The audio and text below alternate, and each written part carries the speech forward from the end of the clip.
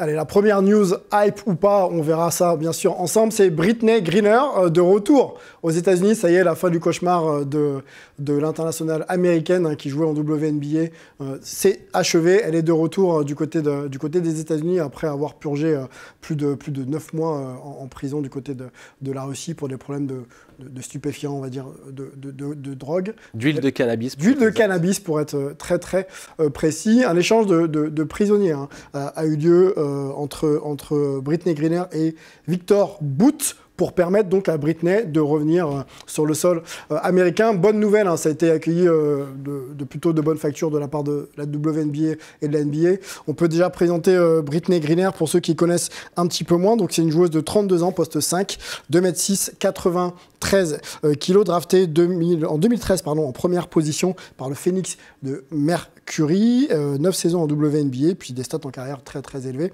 Quasiment 18 points de moyenne, quasiment 8 rebonds et 2 passes. Il y a 2 titres aussi de championne olympique avec les États-Unis, donc une joueuse majeure, vraiment très importante effectivement pour la WNBA. Voilà, donc on va peut-être revenir sur les faits marquants de cette histoire pour qu'on puisse bien situer ce qui s'est passé et surtout en discuter ensemble.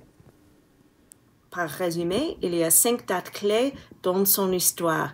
Premièrement, sur le 17 février, Brittney Griner a été arrêtée à l'aéroport à Moscou en possession d'un liquide à base de cannabis. Donc, c'est la première date clé. Quelques jours après, la Russie a envahi l'Ukraine. Donc, ces événements sont séparés, mais aussi liés encore. La deuxième date clé, c'est le 30 mars, les joueuses du WNBA ont commencé de parler sur Brittney Griner et son situation. Elles ont cassé leur silence pour prendre le porte-parole pour libérer Brittney Griner.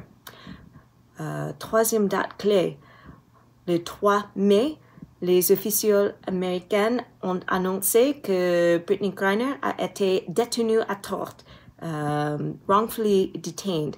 Ça veut dire c'est une statut différente, donc on peut travailler dans un moyen différent pour libérer cette joueuse du basket. Quatrième date clé, le 1er juillet, le processus de Brittney a commencé en la Russie avec son plainte sur le 7 juillet. Elle a plaidé coupable d'avoir le liquide à base du cannabis. C'est important parce qu'après son plainte coupable, on peut commencer le processus pour faire un échange des prisonniers. Donc, la 5e date clé, c'était le 8 décembre quand Brittney Griner a été libérée lors d'un échange des prisonniers. Les précisions de l'INSEE, Sarah Krasnov, docteur en sport et diplomatie, vous l'avez compris, qui fait, à son accent. Qui fait un bel effort et parle en français. Exactement. Voilà. C'est comme toi. Elle a même étudié. Je suis surpris chaque fois que tu parles en français. Il n'est pas fanat. Elle a même étudié en France, l'INSEE. On la remercie pour son temps. Libérée donc le 8 décembre dernier, donc c'est très récent pour Brittney Griner. On se tourne du côté d'Antoine. Cette nouvelle, comment elle a été perçue aux États-Unis, mais surtout avec toi, quelle a été un petit peu l'importance de la WNBA et puis le soutien aussi même des joueurs NBA pour cette libération? Oui, clairement, c'est le soutien des joueurs NBA et même de tout le monde sportif aux États-Unis qui a vraiment pesé. La WNBA garde quand même une audience assez restreinte.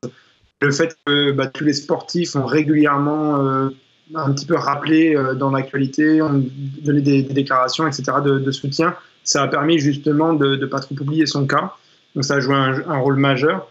Après, la réception de la nouvelle, malheureusement, elle a montré que les États-Unis, l'Amérique est encore divisée, ce qui est vraiment dommage parce que là, on parle juste d'une citoyenne qui peut rentrer dans son pays après 1 an d'incarcération pour un petit peu de marijuana à l'aéroport. Bon, bref, c'était assez désolant de voir que ça a été politisé encore une fois et que ça a scindé encore l'Amérique.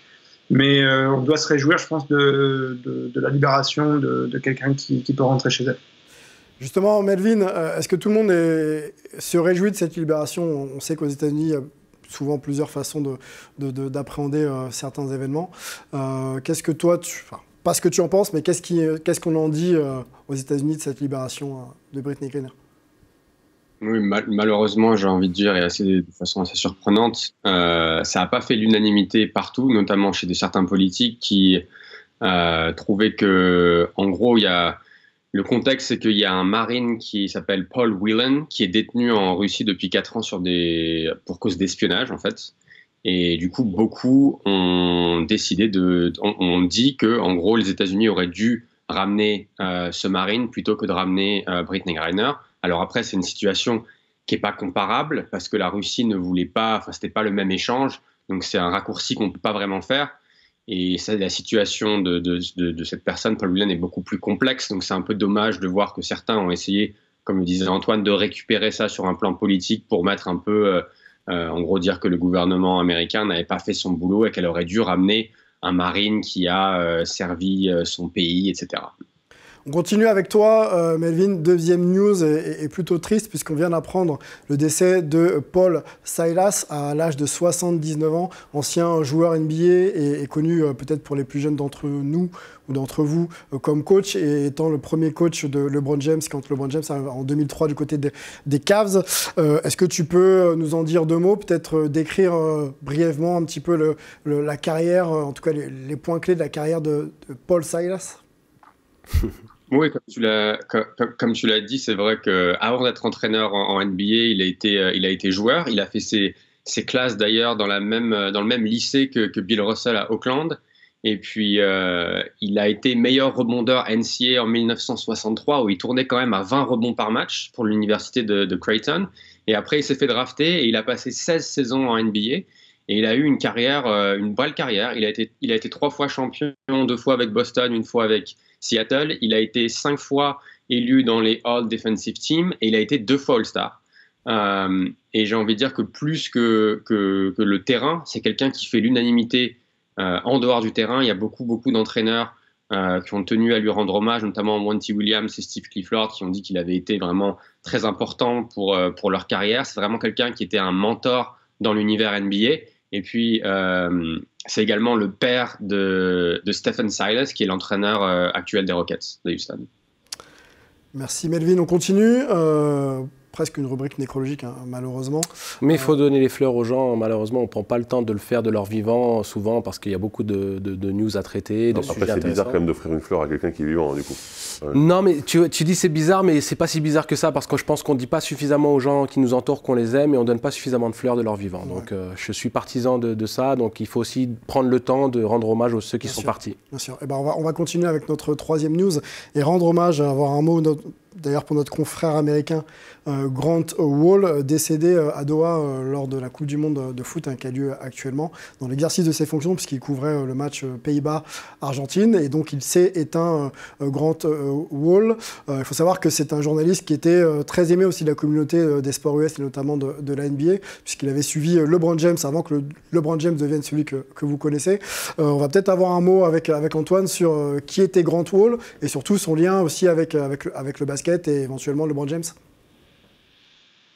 Ouais, Grant Wall, une plume de Sports Illustrated au début des années 2000, et donc qui a fait la première story, le premier récit d'importance au niveau national sur LeBron James, avant qu'il devienne effectivement le joueur qu'on va connaître plus tard. Et d'ailleurs, ils sont restés proches.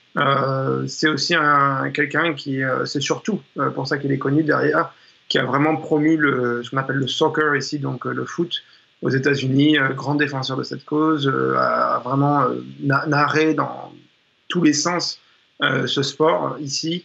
Et je tiens à rajouter quand même que sa mort se fait dans un contexte de suspicion assez fort, puisqu'il s'était fait remarquer au tout début de la Coupe du Monde pour avoir porté un t-shirt arc-en-ciel par rapport aux causes des droits homosexuels, notamment parce que son frère est homosexuel, et que donc j'espère qu'il va y avoir des suites assez fortes sur les conséquences de son décès.